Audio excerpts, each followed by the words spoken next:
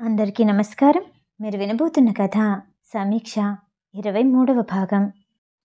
పెళ్లి కూతురుగా ముస్తాబైన సమీక్ష పెళ్లిపీటల మీద కూర్చొనుంది.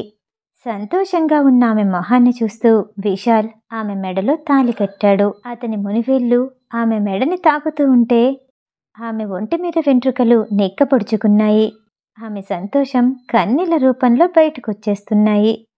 ఆమె ఎన్నో సంవత్సరాలుగా ఎదురుచూస్తున్న ఆ రోజు తన ఆనందాన్ని ఎలా బయటికి వెలిపుచ్చాలో తెలియక ఉక్కిరిబిక్కిరైంది సమీక్ష. ఆనందం తన కనుకొనల్లోనూ, సంతోషం తన ముఖంలోనూ కనిపిస్తూ ఉండగా తుల్లిపడి కళ్ళు తెరిచింది సమీక్ష. ఊహాలోకం నుండి బయటకొచ్చింది. తన పెళ్ళయి 3 సంవత్సరాలవుతుంది. ప్రతిరోజు ఉదయం ఇలాంటి పరిస్థితిలోనే నిద్రలెగుస్తోంది సమీక్ష. 3 సంవత్సరాల క్రితం ఎంతో ఆనందంగా తన కొత్త జీవితంలోకి అడుగుపెట్టింది. అనుకోని ఒడిదుడుకులు, ఊహించని మలుపులు. తల్లి తండ్రి కూడా ఆమెని నమ్మలేకపోయారు. చివరికి విశాల్కి దూరమయ్యి కూడా సుమారు 2 సంవత్సరాలవుతోంది. తల భారంగా అనిపించటంతో బాత్రూంలోకి వెళ్ళి ఫ్రెష్ అప్ అయ్యి కిచెన్లోకి వెళ్ళి బ్రేక్ఫాస్ట్ తయారు చేయటం మొదలుపెట్టింది. ఓ కప్పులో పాలు పోసి చిన్నపిల్లలకిచ్చే ప్రోటీన్ పౌడర్ కలిపి తన గదివైపు వెళ్ళింది సమీక్ష. ఆ గదంతా ప్రశాంతంగా ఉంది.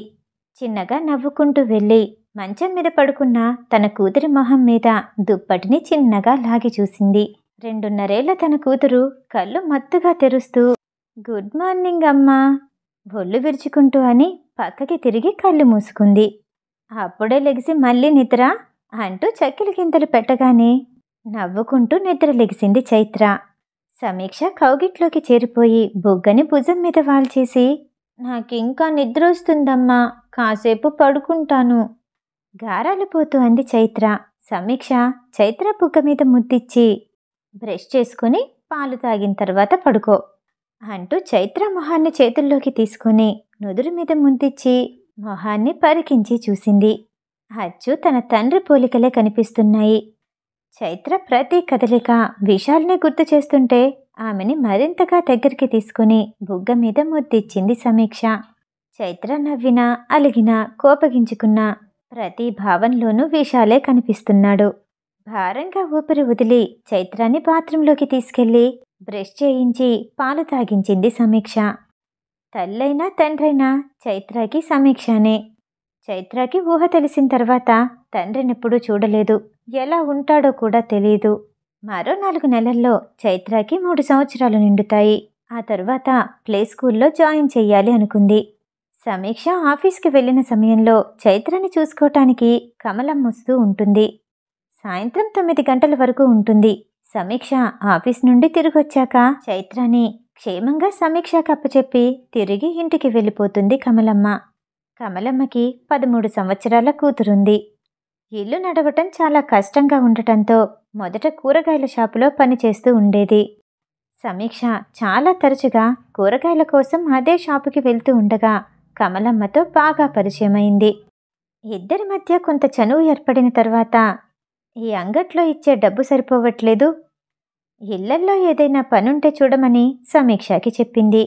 విశాల్ నుండి దూరంగా వచ్చిన తర్వాత తన కూతురు చైత్రాన్ని చూసుకోవటానికి తనకి ఒక మనిషి అవసరముంది. కమలం అడగగానే చైత్రకి కేర్ టేకర్గా వెంటనే తీసుకుంది సమీక్ష. చైత్రకి పాలు తాగించి మంచం మీద పడుకోపెట్టి టీ తాగుతూ బాల్కనీలో నిల్చునుంది. తన అపార్ట్మెంట్ 12th ఫ్లోర్లో ఉంది. టీ తాగుతూ కిందకి చూస్తుంటే ఎప్పుడూ రద్దీగా ఉండే రోడ్లు. పగలేదో రాత్రేదో సరిగ్గా తెలియకుండానే రోజులు గడిచిపోతున్నాయి.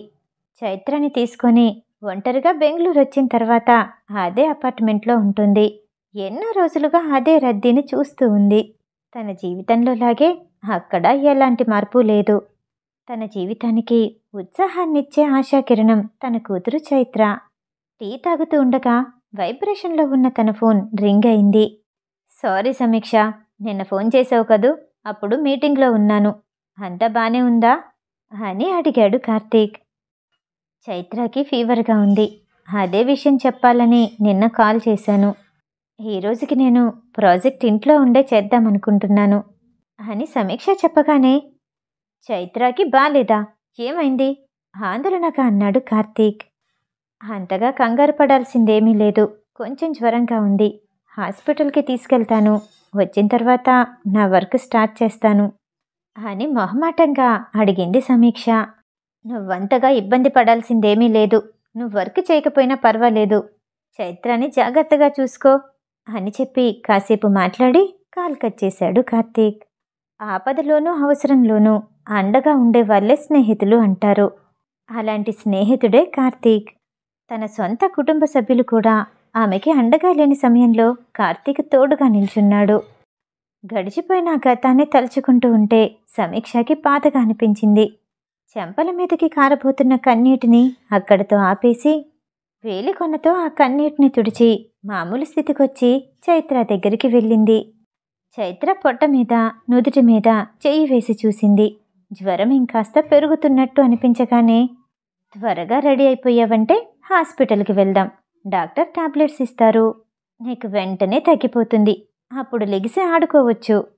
మంచం మీద కూర్చున్న చైత్రని ఎత్తుకొని మురిపంగా చెప్పింది సమీక్ష. అమ్మో, హాస్పిటలా? నేను రాను, ఇంజెక్షన్ చేస్తారు అంటూ తల్లి భుజం మీదకి వాలిపోయింది చైత్ర. నేను డాక్టర్కి చెప్తాను, ఇంజెక్షన్ వద్దు, నా బంగారు కుట్టికి టాబ్లెట్స్ మాత్రమే ఇవ్వండి అని. అమ్మ మాట వింటావా? నవ్వుతూ అడిగింది సమీక్ష. వింటాను అంటూ తల ఊపింది చైత్ర. సమీక్షకి ముద్దుగా అనిపించింది. వెంటనే హాస్పిటల్కి తీసుకెళ్ళి మరో గంట తర్వాత మెడిసిన్స్తో తిరిగొచ్చింది. చైత్రకి ఫ్రూట్స్ తినిపించి టాబ్లెట్ వేసి మంచం మీద పడుకోబెట్టగానే వెంటనే నిద్రలోకి జారుకుంది.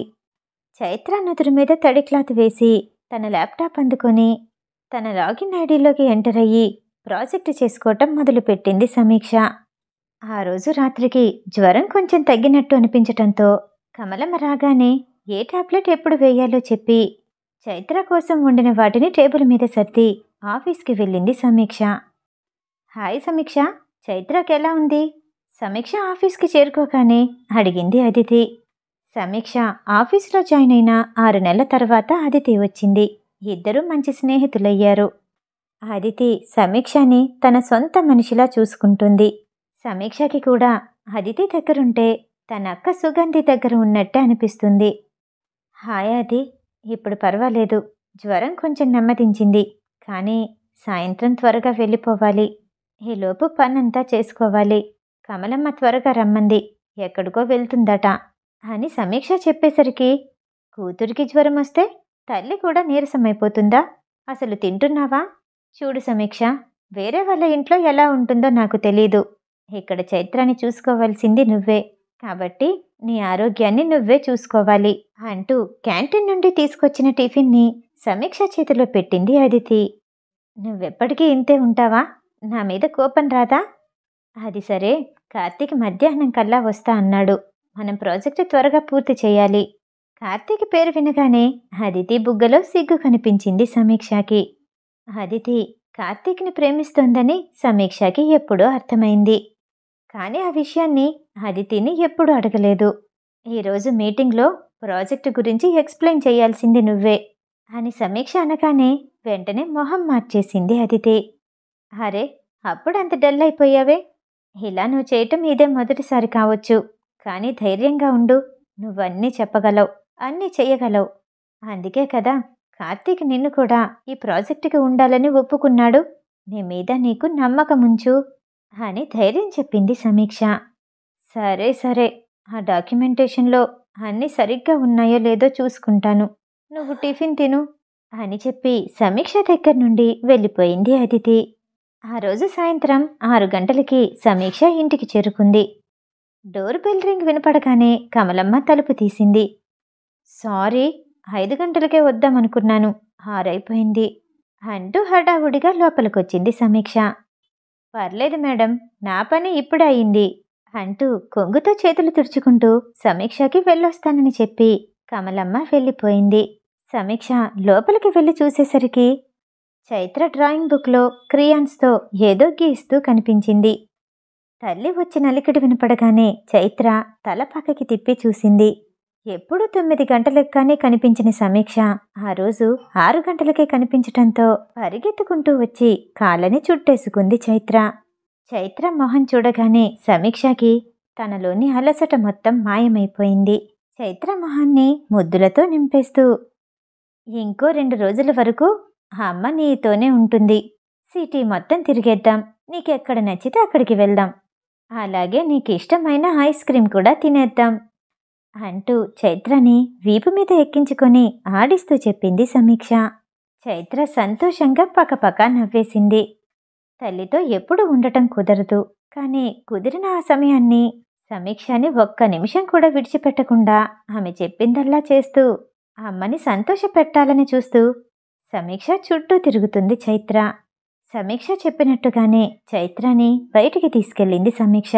ఆ 2 రోజులు సంతోషంగా గడిచిపోయాయి. ఆడి ఆడి అలసిపోయిన చైత్ర ఆ రోజు ఉదయం ఇంకా నిద్ర లేవలేదు. అంతలో తన ఫోన్ రింగ్ అవటంతో తీసి చూసింది సమీక్ష. పేరు చూడగానే మొహమంతా వెలిగిపోయింది. హాయ్ డార్లింగ్, ఎలా ఉన్నావు? గట్టిగా అరుస్తూ అడిగింది సమీక్ష. నేను బావున్నాను. చైత్ర ఎలా ఉంది? అంతే సంతోషంగా అడిగింది మైథిలి. చైత్ర ఇంకా నిద్ర లేవలేదు. అది సరే, నువ్వు చెప్పు, నీ కూతురెలా ఉంది? నిహాల్ ఎలా ఉన్నాడు? సమీక్ష ఉత్సాహంగా అడిగేసరికి వాడు నా పక్కనే కూర్చున్నాడు. నీ కోడలింకా నిద్ర లేవలేదు, మంచం మీదే ఉంది అని చెప్పి మైథిలి తన వాట్సాప్ కాల్ని వీడియో కాల్కి మార్చి తన పక్కనే కూర్చున్న కొడుకు నిహాల్ వైపు కెమెరా తిప్పగానే చూస్తుండగానే పెద్దవాడైపోయాడు. రేవంత్ బావున్నాడా? మీ ఇద్దరికీ అంత త్వరగా పెళ్ళవుతుందని ఎవ్వరం అనుకోలేదు. సమీక్ష నవ్వుతూ అనగానే నేను మాత్రం అనుకున్నానా? మా ఇంట్లో ఎలా తెలిసిందో రేవంత్ గురించి తెలిసిపోయింది. పెళ్ళికి ససేమిరా అన్నారు. నువ్వొచ్చి ఒప్పించకపోతే అంత త్వరగా అయ్యుండేదే కాదు అని నవ్వుతూ అంది మైథిలి. సమీక్ష పడుకున్న చైత్రాన్ని చూపెట్టగానే స్క్రీన్ మీదే ముద్దిచ్చింది మైథిలి. పిల్లల గురించి మాట్లాడుకుంటూ ఒకరికొకరు యోగక్షేమాలు తెలుసుకుంటూ కాసేపు అన్నిటినీ మర్చిపోయి మైథిలితో మాట్లాడుతూ సంతోషంగా గడిపింది సమీక్ష. మిగతా కథ తరువాయి భాగంలో. ఈ కథ వింటం మీకు నచ్చినట్టయితే లైక్ చేసి సబ్స్క్రైబ్ చేయండి. మళ్ళీ రేపు కలుద్దాం. నమస్తే.